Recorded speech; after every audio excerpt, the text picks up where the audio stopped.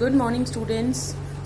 Today we are going to talk about quantum numbers. हम wave mechanical model of atom को discuss कर रहे हैं, जिसमें मैंने आपको लास्टली बताया था about the difference between existence of orbitals in an atom and difference between N orbit and N orbital. ठीक है, तो आज हम शुरू करने वाले हैं क्वांटम नंबर्स. क्योंकि जो मॉडल है वो आपका क्वांटम मैकेनिकल मॉडल या वेव मैकेनिकल मॉडल है या क्वांटम मॉडल ऑफ एटम है, तो यहाँ पर एक एटम के अंदर मिलने वाले बहुत सारे ऑर्बिटल्स को जो है कैरेक्टराइज करने के लिए, उनकी साइज, उनकी शेप, उनकी ओरिएंटेशन को एक्सप्लेन करने के लिए a set of 4 numbers was given. Okay, a set of 4 numbers to explain size, shape, orientation of orbitals in an atom are called as quantum numbers. ठीक है, तो बच्चों 4 क्वांटम नंबर्स हैं. 4 quantum numbers are there. The name as principal quantum number, secondary quantum number. Secondary quantum number का और भी नाम है, इसे एंगुलर मोमेंटम क्वांटम नंबर भी कहते हैं. ठीक है, it is also known as subsidiary quantum number and also known as azimuthal quantum number. तो ये चारों में से किसी भी नाम से पूछा जा सकता है. इसके बाद magnetic quantum number and then finally spin quantum number. एक इन्फॉर्मेशन मैं आपको और देती हूँ, अगर आपको याद हो तो हमारी जो श्रोडिंगर वेव इक्वेशन थी ना, जब हम उसको सॉल्व करते हैं तो उसको सॉल्व करने के बाद हमें इनमें से 3 क्वांटम नंबर्स मिल जाते हैं. चौथा क्वांटम नंबर इससे नहीं मिलता. वो कौन सा है? वो है स्पिन क्वांटम नंबर. याद रखने वाली बात है. ठीक है, जो नया पैटर्न आ रहा है केमिस्ट्री का, या फिर अगर आप कोई भी आप कॉम्पिटिटिव लेवल का एग्जाम फेस कर रहे हो, तो उसमें ये क्वेश्चन कहीं ना कहीं पूछा जा सकता है कि which quantum number is not determined by Schrodinger wave equation, and the answer is spin quantum number. ठीक है, तो ये 4 तरह के क्वांटम नंबर है. अब हर एक क्वांटम नंबर कुछ ना कुछ इन्फॉर्मेशन प्रोवाइड करता है, और वही इन्फॉर्मेशन जो है हमें बेसिकली डिस्कस करनी है हर एक क्वांटम नंबर के साथ. So let us start with the very first one, जो है प्रिंसिपल क्वांटम नंबर. तो बच्चों, जो प्रिंसिपल क्वांटम नंबर है, इसको रिप्रेजेंट किया जाता है स्मॉल n की हेल्प से. ठीक है, और ये मोस्ट इंपॉर्टेंट क्वांटम नंबर है, इसीलिए इसको प्रिंसिपल क्वांटम नंबर बोला जाता है. It tells about the main energy shell. ठीक है, ये इलेक्ट्रॉन की मेन एनर्जी शेल के बारे में इंफॉर्मेशन देता है. बात समझ में आ गई? ये वही हैं जो बोहर ने एक्सप्लेन किए थे एज एन ऑर्बिट. ये वही चीज को यहाँ पर एक्सप्लेन करता है. ठीक है, ये आपका जो प्रिंसिपल क्वांटम नंबर है, ये नंबर आपको ये भी हेल्प करता है कि जो हमारे स्पेक्ट्रम की मेन लाइंस होती है ना, तो ये मेन लाइंस को भी आइडेंटिफाई कराता है. Tells about main lines in spectrum. जो स्पेक्ट्रम किसी भी एलिमेंट का हम निकालते हैं, ऑब्टेन करते हैं, वो स्पेक्ट्रम के अंदर जो मेन लाइंस आ रही हैं, थिक लाइंस आ रही हैं, वो लाइंस किस वजह से आ रही हैं, ये वो मेन लाइंस को के बारे में भी इंफॉर्मेशन प्रोवाइड करता है. ठीक है, it gives average distance of electron from nucleus. Nucleus से इलेक्ट्रॉन की एवरेज डिस्टेंस क्या है, अप्रोक्सीमेट दूरी क्या है, उसके बारे में बताता है. यानी कि एक तरह से साइज ऑफ इलेक्ट्रॉन क्लाउड की इंफॉर्मेशन हमें ये प्रोवाइड करता है. ठीक है, इसके अलावा एग्जैक्ट एनर्जी जो है, एनर्जी को भी ये कम्प्लीटली डिफाइन करता है इन case of hydrogen atom and hydrogen like particle, जिसके अंदर सिर्फ सिंगल इलेक्ट्रॉन हो. Gives exact energy for hydrogen and hydrogen like particles. ठीक है, हाइड्रोजन लाइक पार्टिकल्स का मतलब मैं पहले भी बता चुकी हूँ, जिसमें सिंगल इलेक्ट्रॉन हो. अंडरस्टूड? तो वो क्या रिलेशन है? En, same relation that was put forward by Bohr, -2 pi square me की power 4 multiply by z square upon n square h square, where z is used for hydrogen like particles. Otherwise सिर्फ इतना ही relation रह जाएगा energy का. ठीक है, मास electron का है, ई इलेक्ट्रॉन का चार्ज है. ठीक है, n ये क्वांटम नंबर हो गया आपका, principal quantum number, first second third and so on. अच्छा जी, जो आपकी n की वैल्यूज है ना, n की वैल्यू स्टार्ट होती है 1 से. सो n goes from 1 2 3 and so on. और 1 के लिए हम इसको k लिखते हैं, 2 के लिए कैपिटल L लिखते हैं, अगर 3 लिखा है तो उसके लिए कैपिटल M लिखते हैं, 4 वैल्यू है तो कैपिटल N यूज करते हैं. इस तरीके से इन मेन एनर्जी शेल्स को नाम दिया जाता है, K shell, L shell, M shell, N shell. Understood? It also tells about, या ये जो है किसी भी शेल के अंदर, मेन एनर्जी शेल के अंदर maximum number of electrons will be given by 2n square, where n is the principal quantum number. जैसे अगर हम बात कर रहे हैं फर्स्ट शेल की, तो फर्स्ट यानी k शेल, 1 वैल्यू यहाँ पे पुट करोगे तो वैल्यू आ जाएगी फॉर k शेल. जैसे अगर हम निकालें तो ये हो जाएगा 2 इंटू 1 का स्क्वायर यानी 2, यानी कि पहले शेल के अंदर सिर्फ और सिर्फ 2 ही इलेक्ट्रॉन होंगे, उससे ज़्यादा नहीं होंगे. L शेल की बात करते हैं तो वैल्यू पुट करें, L का मतलब हो गया 2, तो 2 इंटू 2 का स्क्वायर. ठीक है, so it gives like 8. So there could be 8 electrons in the L shell. So as we can count for M shell, जो हो जाएगा 2 इंटू 3 का square and that will be 18. So in this way everyone, the various shells are in each and every shell you can count the maximum number of electrons. ठीक है, तो ये सारी information हमें मिलती है हमारे प्रिंसिपल क्वांटम नंबर की हेल्प से. इसके बाद बारी आती है हमारे दूसरे क्वांटम नंबर की, जिसके मैंने 4 नाम बताए हैं. मैं सिर्फ एक दोबारा मेंशन कर रही हूँ, आप लोगों को चारों नाम इसके प्रिपेयर करने हैं. So the second one is azimuthal या सेकेंडरी क्वांटम नंबर. तो जो सेकेंडरी क्वांटम नंबर है या एजीम्यूथल क्वांटम नंबर है, इसको रिप्रेजेंट किया जाता है स्मॉल l से. ठीक है, ये जो पर्टिकुलर क्वांटम नंबर है, ये आपके मेन लाइंस के अलावा जो हमारे स्पेक्ट्रम के अंदर बारीक बारीक यानी फाइन लाइंस मिलती हैं, उनके बारे में इंफॉर्मेशन देते हैं. So tells about fine lines in spectrum. हमारे जो स्पेक्ट्रम मिलते हैं ना हमें, उसमें कुछ लाइंस बड़ी थिक होती हैं, बहुत क्लियर नजर आती हैं, और उनके अलावा अगर ध्यान से देखते हैं तो उसमें बारीक बारीक लाइंस होती हैं, बड़ी फाइन लाइंस होती हैं. तो इन फाइन लाइंस के बारे में इंफॉर्मेशन देता है एजीम्यूथल क्वांटम नंबर. ये फाइन लाइंस क्यों बनती हैं? ये फाइन लाइंस इसलिए बनती हैं क्योंकि according to this quantum model, हर एक एनर्जी लेवल जो है, मेन एनर्जी शेल जो है, उसके अंदर ही कुछ और छोटे छोटे एनर्जी के लेवल्स बने हुए हैं, जिन्हें नाम दिया जाता है सब शेल्स. ठीक है, बात समझ में आ रही? जैसे कि आप ऐसे मान सकते हो कि एक पोस्ट हो गई इंस्पेक्टर की, और एक उसी के अंदर काम करने वाला हो गया सब इंस्पेक्टर. ठीक है, जैसे एक हो गई हेड कांस्टेबल और बाकी उसके नीचे काम करने वाले कांस्टेबल. बात समझ में आ रही है? उसी तरीके से मेन लाइंस हो गई मेन स्पेक्ट्रम की, जो बता रहा है प्रिंसिपल क्वांटम नंबर, और उन्हीं के आसपास मिलने वाली जो फाइन लाइंस हैं, उन फाइन लाइंस को एक्सप्लेन करता है एजीम्यूथल क्वांटम नंबर. ये फाइन लाइंस क्यों बनी? क्योंकि मेन एनर्जी लेवल के अंदर ही कुछ और एनर्जी लेवल्स हैं, जिन एनर्जी लेवल्स में जब इलेक्ट्रॉन ऊपर नीचे जंप करता है तो फिर ये फाइन लाइंस बन जाती हैं. उन एनर्जी लेवल्स को क्या बोलते हैं? सब शेल्स बोलते हैं. So tells about sub shells in a shell. एक शेल के अंदर जो सब शेल्स प्रेजेंट हैं, उनके बारे में बताते हैं, उनके नंबर के बारे में इन्फॉर्म करते हैं कि कितने प्रेजेंट होंगे. Also it tells about the angular momentum of electron. किसी इलेक्ट्रॉन के एंगुलर मोमेंटम के बारे में भी इंफॉर्मेशन देता है आपका एजीम्यूथल क्वांटम नंबर, इसलिए उसका नाम एंगुलर क्वांटम नंबर भी इसको बोला जाता है.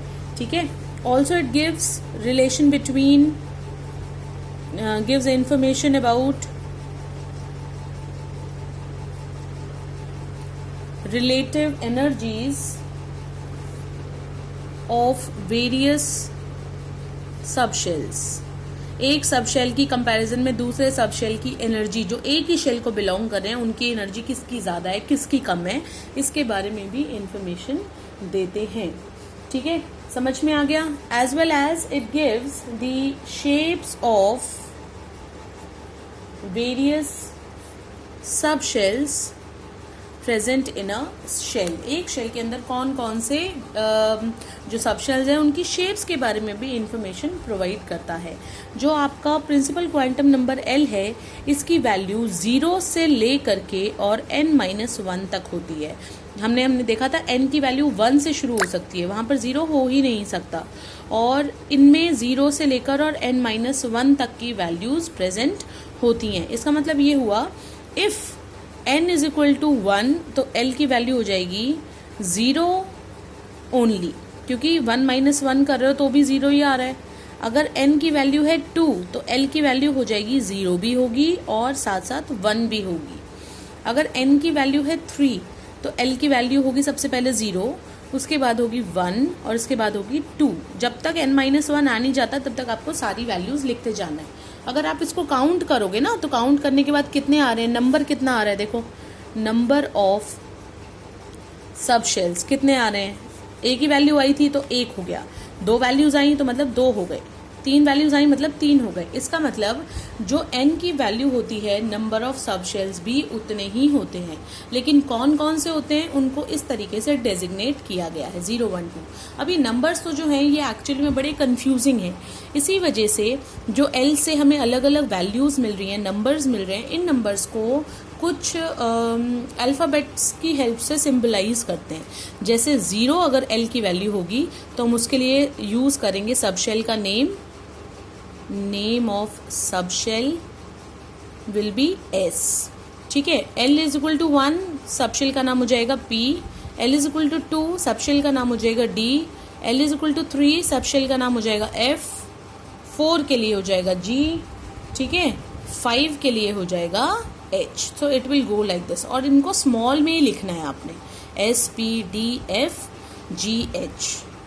Understood everyone. तब यहाँ से इनके नाम भी आप लिख सकते हो. ये हो गया आपका S सबशेल, यहाँ S और P, यहाँ S P और D. ठीक है, तो इस तरीके से हमारे पास सबशेल्स मिलते हैं हमें.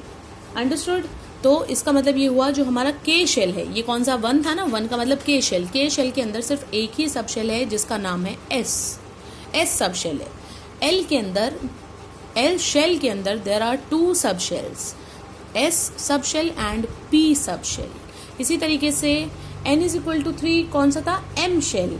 M शेल के अंदर बेटा 3 तरह के अलग अलग सबशेल्स होंगे जिनके नाम है S, P और D. तो इसको हम किस तरीके से रिप्रेजेंट कर सकते हैं, इस चीज़ को हम एनर्जी लेवल्स की फॉर्म में अगर रिप्रेजेंट करना चाहें तो we can represent it in this way कि if this is our nucleus and we have the first shell as this K shell, तो इस K शेल के अंदर सिर्फ एक ही आपका सबशेल है जिसका नाम ही S है. ठीक है, जब हम बात करते हैं हमारे दूसरे शेल की तो दूसरे शेल के अंदर आ जाएंगे दो लेवल्स. एक लेवल हो गया, सॉरी फॉर दिस,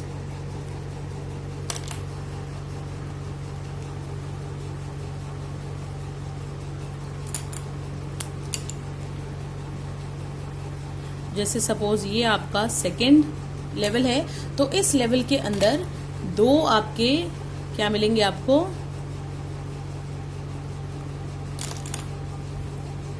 सबशेल्स मिलेंगे. एक सबशेल है कौन से वाला, S है.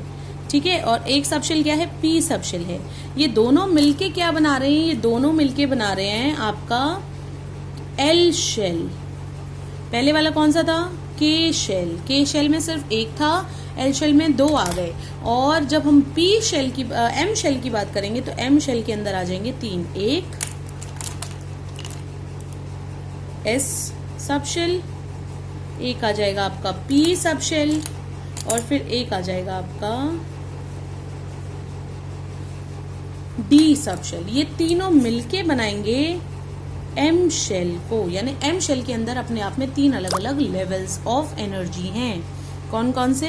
एक एस, एक पी और एक डी। आ रहा है समझ में सबको? ठीक है, तो इस तरीके से ये जो वेरियस जो सबशेल्स हैं they are present. Understood? Angular जो मोमेंटम है वो कैसे फाइंड आउट होता है? एंगुलर मोमेंटम ऑफ इलेक्ट्रॉन, जैसे हमने कहा कि वो हमें मिलता है इसी क्वांटम नंबर से। कैसे मिलेगा? That is the relation L into L plus one का square root into h upon 2 pi. This is the relation. इसी को ही ऐसे भी लिखा जा सकता है L into L plus one, और ये h अपॉन 2 पाई की बजाय h बार, ये भी टर्म यूज करते हैं। ठीक है, तो आप देख सकते हो अगर आप यहाँ पे L की वैल्यू पुटअप करते हो, जैसे मैं S सबशेल के लिए निकालना चाहती हूँ तो 0 पुट करूंगी, तो 0 इंटू 0 प्लस 1 करेंगे तो पूरा क्वांटिटी 0, ये इससे मल्टीप्लाई करोगे तो भी 0। तो एंगुलर मोमेंटम उसका क्या है? सबशेल S सबशेल का 0 है, चाहे वो आपके फर्स्ट शेल का हो, चाहे सेकेंड शेल का हो, चाहे थर्ड शेल का हो, उससे कोई फर्क नहीं पड़ता। ठीक है, इसी तरीके से हम 1, 2, 3 ये जो वैल्यूज हैं यानी P, D, F सब के लिए कैलकुलेट कर सकते हैं। आई होप यहाँ तक आपको सबको समझ में आ गया होगा। तो this was our azimuthal quantum number. अब एजीमुथल क्वांटम नंबर के बाद let us proceed ahead with the third quantum number everyone, and that is magnetic quantum number. जो मैग्नेटिक क्वांटम नंबर है वो भी बहुत ज़्यादा इम्पॉर्टेंट इन्फॉर्मेशंस हमें प्रोवाइड करता है, जिसमें सबसे ज़्यादा इम्पॉर्टेंट कौन सी है? जो जीमन स्प्लिटिंग की आप लोगों से मैंने डिस्कशन की थी, आप लोगों को बताया था कि मैग्नेटिक लाइन जो है वो स्प्लिट हो जाती है बहुत फाइन लाइंस में। जैसे ही सोर्स को मैग्नेटिक फील्ड में रखा जाता है, कोई भी स्पेक्ट्रल की लाइन स्प्लिट हो जाती है। तो ये जो मैग्नेटिक इफेक्ट है, जीमन इफेक्ट था, इसको एक्सप्लेन करने के लिए मैग्नेटिक क्वांटम नंबर दिया गया। ठीक है, तो ये क्या क्या इंफॉर्मेशन प्रोवाइड करता है? First, it tells about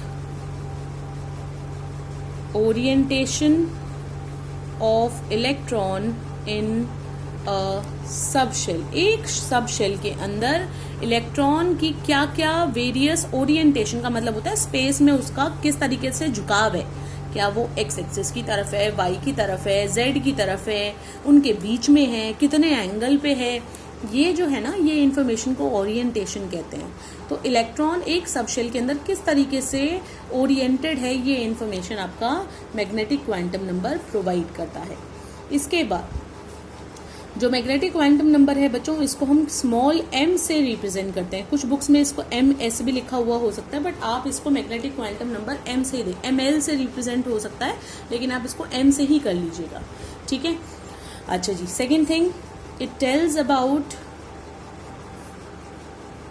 number of orbitals in a subshell. एक सबशेल के अंदर कितने ऑर्बिटल्स प्रेजेंट हैं उनके बारे में इंफॉर्मेशन देता है। Explain जीमन effect. जीमन इफेक्ट क्या था? जो स्प्लिट हो रहा था spectral line in the magnetic field, उसको एक्सप्लेन करने में हेल्प करता है आपका मैग्नेटिक क्वांटम नंबर। ठीक है, समझ में आ रही है बात? तो अब ये जो है m की वैल्यू, ये कहाँ से कहाँ तक होती है? इसकी वैल्यू होती है बच्चों -L से 0 और उसके बाद +L। इसका मतलब ये हुआ अगर हमारे पास L की वैल्यू है 0 तो M की वैल्यू भी हो जाएगी 0। 0 मतलब S सबशेल। S सबशेल, यहाँ मैं सबशेल का नाम लिखती हूँ और यहाँ मैं ऑर्बिटल लिखती हूँ। ठीक है, तो अगर सबशेल L की वैल्यू 0 होती है, S सबशेल, F सबशेल के अंदर सिर्फ एक ही ऑर्बिटल है, ओनली 1 ऑर्बिटल। ठीक है, L इज इक्वल टू 1, तो इसको हम बोलते हैं P। अब M की वैल्यू क्या क्या होगी? पहले तो होगी -L यानी -1, फिर होगी 0, फिर होगी +1। टोटल वैल्यूज कितनी आई? 3। Number of orbitals 3। L equals to 2 यानी D। M की वैल्यू -2 भी होगी, -1 भी होगी, 0 भी होगी, +1 और +2 भी होगी। ऑर्बिटल कितने हो गए? 1, 2, 3, 4 और 5 ऑर्बिटल्स हो गए। इसी तरीके से L is equal to 3 F subshell. M की वैल्यूज -3, -2, -1, 0, +1, +2, +3, सारी की सारी वैल्यूज यानी टोटल वैल्यूज हो गई 7। ठीक है, समझ में आया? अब इनके नाम बताती हूँ आपको, नेम, ये तो टोटल नंबर था। अब now I am going to tell you the name of these orbitals. पहले वाले में जिसमें सिंगल था आपका, एस सब शेल से निकला एस ऑर्बिटल, पी से निकलेंगे 3 पी एक्स, पी वाई और पी जेड ऑर्बिटल्स, डी से निकलेंगे 5 D X Y, D Y Z, D Z X, D X square minus Y square and D Z square. ये आपके 5 orbital हैं D के। 7 के देखिए, F X cube, F Y cube, F Z cube, F X Y Z, F X Y minus Y Z, F Y Z minus Z X, F Z X minus X Y. ठीक है, ये सिर्फ symbolisations है, names हैं। So need not to like confuse कि ये क्या चीजें आ गई हैं। कंफ्यूजन नहीं है, कुछ भी कंफ्यूजन नहीं है बच्चों। ये सिर्फ और सिर्फ उनको सिंबलाइज करने का एक तरीका है। ठीक है, तो ये जो है हमारे डिफरेंट टाइप ऑफ ऑर्बिटल्स हो गए। आ गया समझ में सभी को? Now we can talk about now similarly कि जो आपके अलग अलग ऑर्बिटल्स हैं उनकी वैल्यूज एम से कैसे असाइन होती हैं। ठीक है, अब जैसे मैं अगर पी ऑर्बिटल की बात करती हूँ, ये याद रखने वाली चीजें हैं जो मैं आपको बता रही हूँ बच्चों। In case of P orbital M की वैल्यू 0 होती है पी जेड के लिए, एम की वैल्यू होती है +1 पी एक्स के लिए और वैल्यू -1 होती है पी वाई के लिए। याद रखना है ये। इसी तरीके से डी ऑर्बिटल्स की वैल्यूज को भी हमें याद रखना है।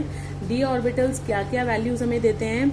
जो एम की वैल्यू 0 है वो है आपका डी जेड स्क्वायर के लिए, एम की वैल्यू है 1 +1 की मैं बात कर रही हूँ डी एक्स जेड, एम की वैल्यू है -1 डी वाई जेड। माइनस वाले देखो आप ज्यादातर वाई वाले मिलेंगे आपको। ठीक है, एम की वैल्यू है +2 कब लेना है? ये स्पेशल हो गया X square minus Y square. और एम की वैल्यू -2 कौन सी है जो बच गया? That is D X Y. ठीक है, क्लियर? यहां से एक और टर्म मिलती है बच्चों और वो है डीजेनरेट ऑर्बिटल्स। डीजेनरेट ऑर्बिटल्स क्या है? Having same energy. ऐसे ऑर्बिटल्स आप देख सकते हो जैसे पी के 3 ऑर्बिटल्स थे या डी के 5 ऑर्बिटल थे, एफ के 7 ऑर्बिटल्स थे। जब तक ये सेम सबशेल में है और कोई मैग्नेटिक फील्ड नहीं लगाई गई है तो इन सब की एनर्जी सेम होगी। इन तीनों की सेम होगी, इन 5 की सेम होगी, इन 7 की सेम होगी। जब एनर्जी सेम होंगी ऑर्बिटल्स की, they will be called as degenerate orbitals. Understood?